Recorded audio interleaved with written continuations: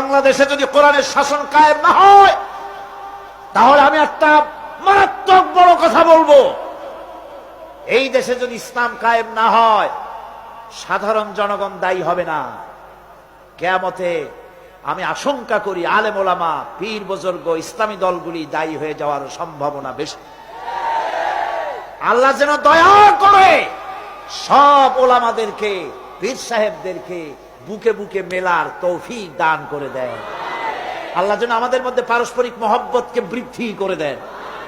আওলাদ রাসূল আমার থেকেও সুন্দর করে বলেছেন, আলিয়ায় পড়লে চোখে দেখতে পারে না, তার ইলম সবকুছ খালিয়া। আর দেওবন্দীদেরকে এইভাবে উনি একটা বলেছেন।